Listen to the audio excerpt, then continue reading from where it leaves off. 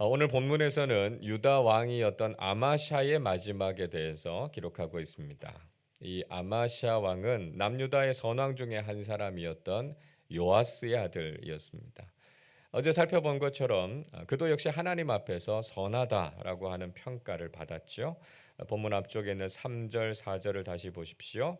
아마샤가 여호와 보시기에 정직히 행하였으나 그의 조상 다윗과는 같지 아니하였으며 그의 아버지 요아스가 행한 대로 다 행하였어도 오직 산당들을 제거하지 아니하였으므로 백성이 여전히 산당에서 제사를 드리며 분향하였더라 말씀하고 있습니다. 아마샤가 하나님 앞에서 선한 왕이다 이렇게 평가를 받기는 했지만 그는 다윗처럼 온전하게 하나님의 뜻을 따라서 행하지는 못했다 이렇게 말씀하죠. 왜냐하면 그가 산당을 제거하지 않았기 때문이었다 말씀하고 있습니다.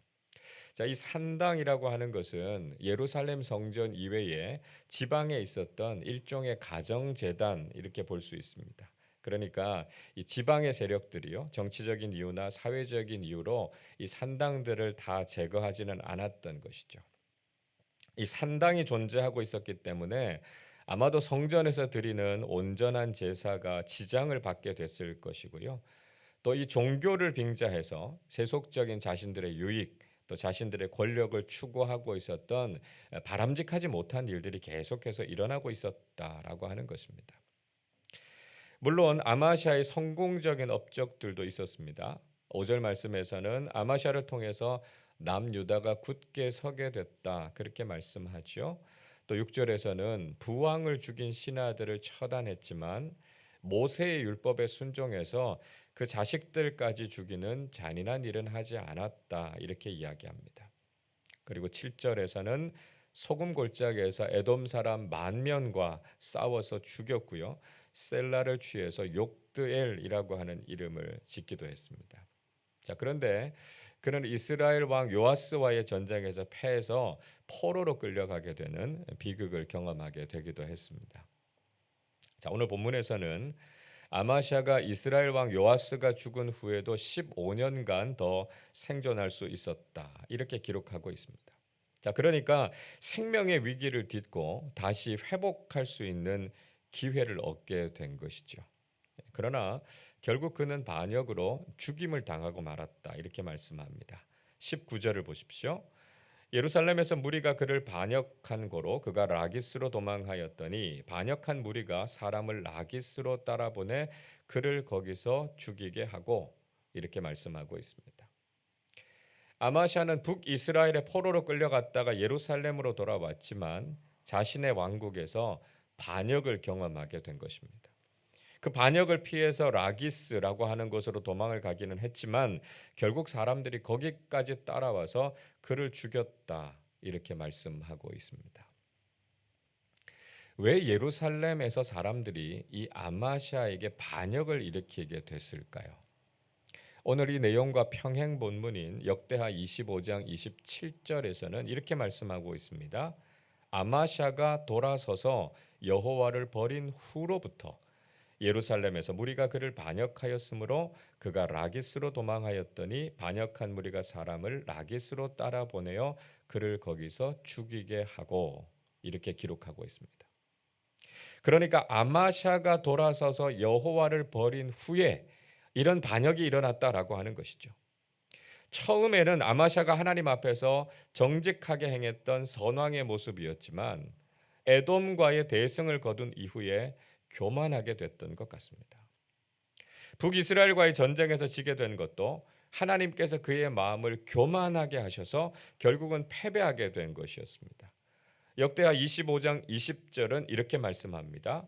아마샤가 듣지 아니하였으니 이는 하나님께로 말미암은 것이라 그들이 에돔 신들에게 구하였으므로 그의 대적의 손에 넘기려 하심이더라 말씀하고 있습니다. 아마샤는 교만했고 하나님의 뜻을 제대로 깨닫지 못했습니다. 또 아마샤와 유다가 하나님을 의지하지 않고 그들이 패배시켰던 에돔의 신들을 믿고 따랐기 때문에 하나님께서는 아마샤가 패배하게 하셨고 포로로 잡혀가게 하셨다라고 하는 것이죠. 아마샤를 통해서 우리가 깨닫게 되는 것은 처음부터 끝까지 온전하게 하나님을 따르는 사람들이 되어야 한다라고 하는 것입니다. 처음에는 선하고 바른 길을 걸었다고 할지라도 나중에 우리가 하나님으로부터 돌이키게 되면 우리도 하나님의 심판을 경험하게 될 수 있다는 것이죠. 세상의 작은 성공 때문에 우리의 마음이 교만해지면 우리는 하나님의 뜻을 저버리게 되고요.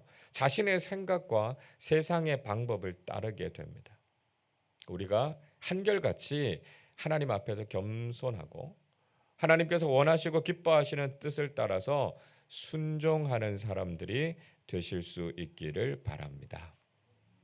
자, 이어서 본문은 이스라엘의 왕 여로보암 2세의 통치에 대해서 소개하고 있습니다. 23절 말씀 보시면 유다 왕 아마샤 제 15년에 이스라엘 왕 요아스의 아들인 여로보암이 사마리아 즉 북이스라엘의 왕이 돼서 41년간 다스렸다 이렇게 말씀하고 있습니다. 여로보암 2세는 북이스라엘의 19명의 왕들 가운데 가장 오랜 기간 동안 통치한 왕이었습니다. 그러니까 그만큼 북이스라엘의 통치에 있어서 여로보암이 미친 영향력이 아주 대단했다라고 하는 것을 우리가 짐작해 볼 수 있는 것이죠. 그러나 결정적인 문제는 그가 하나님 앞에서 악하다라고 하는 평가를 받았다는 것이었습니다. 자, 24절 말씀 우리 같이 읽겠습니다. 여호와 보시기에 악을 행하여 이스라엘에게 범죄하게 한 느밧의 아들 여로보암의 모든 죄에서 떠나지 아니하였더라. 비록 41년이라고 하는 긴 기간 동안 통치자의 영광을 누렸지만 적어도 하나님께서 보시기에는 악했다는 겁니다. 왜냐하면 그도 역시 북이스라엘의 초대 왕이었던 여로보암의 모든 죄에서 떠나지 않았기 때문이었다 말씀하고 있습니다. 세상에서는요 오래 왕위에 앉아 있었다라고 하는 것만으로도 성공적이었다 이렇게 말할지 모르겠지만 하나님의 평가는 다를 수 있다라고 하는 것을 우리가 알아야 한다는 것이죠. 자, 이 열왕기 기자는 여로보암 2세와 관련된 치적 한 가지를 예로 들어서 설명하고 있습니다. 25절 보십시오. 이스라엘의 하나님 여호와께서 그의 종 가드 헤벨 아밋대의 아들 선지자 요나를 통하여 하신 말씀과 같이 여로보암이 이스라엘 영토를 회복하되 하맛 어귀에서부터 아라바 바다까지 하였으니 말씀합니다. 자, 오늘 본문에서는 요나 선지자가 했던 아주 특별한 예언 하나를 소개하고 있습니다. 자, 그게 뭐냐 하면 여로보암 2세가 북이스라엘의 영토를 회복하게 될 것이다 라고 하는 예언이었고요. 그 말씀 그대로 이루어지게 됐다는 것이죠. 그래서 여로보암 2세는 북쪽으로는 하맛 어귀에서부터 남쪽으로는 아라바 바다까지 이스라엘의 영토를 회복했습니다. 자, 이 하맛 어귀라고 하는 말은 느보 하맛이라고 하는 지명입니다. 이건 북쪽에 있었던 레바논 계곡 그 북쪽에 위치하고 있어서요. 오늘날의 이 렙바라고 하는 도시라고 이야기합니다. 또 28절의 말씀에 보면 이 여로보암 때에 다메섹을 회복했다 이렇게 기록하고 있죠. 그래서 아마도 솔로몬이 전성기 때 다스렸던 땅까지 북쪽 지역을 차지하게 됐던 것으로 보입니다. 그리고 이 아라바 바다는요 지금의 사해를 가리키는 거죠. 그래서 여로보암이 남쪽으로는 사해까지 팔레스타인 지역의 상당한 부분까지 되찾았다라고 하는 것을 보여주고 있습니다. 그래서 여로보암 2세의 시대를 가리켜서 북이스라엘의 황금기다 이렇게 읽었습니다. 자, 여로보암 2세가 이렇게 놀라운 업적을 이루게 된 것은 정말 자신이 통치를 잘해서 그렇게 된 것이었을까요? 그렇지 않다는 거죠. 성경은 이 모든 것이 하나님의 은혜와 긍휼 때문이었다 분명히 말씀하고 있습니다. 26절과 27절 우리 같이 읽겠습니다. 이는 여호와께서 이스라엘의 고난이 심하여 매인자도 없고 노인자도 없고 이스라엘을 도울 자도 없음을 보셨고 여호와께서 또 이스라엘의 이름을 천하에서 없이 하겠다고도 아니하셨으므로 요아스의 아들 여로보암의 손으로 구원하심이었더라. 하나님께서는 이스라엘의 고난이 너무나 심했고 이스라엘을 도울 세력도 없다라고 하는 것을 불쌍히 여기셨습니다. 또 하나님께서는 이스라엘의 이름이 세상에서 사라지는 것도 원하지 않으셨기 때문에 여로보암 2세를 통해서 그들을 구원하신 것이었습니다. 분명히 하나님의 도우심과 은총이 있었음에도 불구하고 여로보암 2세와 북이스라엘은 스스로 교만해졌던 거죠. 마치 자신들이 강해서 이런 승리와 업적을 이루었다 이렇게 생각했고요. 자신들의 성공을 찬양하고 칭송했습니다. 그러나 북이스라엘은 점점 쇠락해져 갔고요. 결국 몇 대 이후에 멸망하고 말았습니다. 여러분, 우리는 그저 세상의 평가에 의존하거나 세상의 성공 때문에 교만해지지 말아야 하겠습니다. 흔히 사람들은 자신이 세상에서 높은 지위에 오르거나 대단한 업적을 남기게 되면 자신의 힘으로 그것을 이룬 것처럼 교만해지게 마련입니다. 그러나 우리는 신앙인으로서 세상의 성공보다는 하나님께서 어떻게 평가하시는가 하는 것에 관심을 가져야 된다는 것이죠. 아무리 대단한 세상의 성공을 이룬다 하더라도 하나님 앞에서 바르고 의롭지 않으면 그건 올바른 삶이 아니라는 겁니다. 우리는 정말 하나님께서 인정해 주시고 하나님께서 올바로 평가해 주시는 그런 삶을 살아야 하겠습니다. 오늘 하루도 우리의 삶 속에서 세상의 평가를 의존하지 않고 하나님께서 옳다고 인정해 주시는 믿음의 삶을 살아가시기를 주님의 이름으로 축원합니다.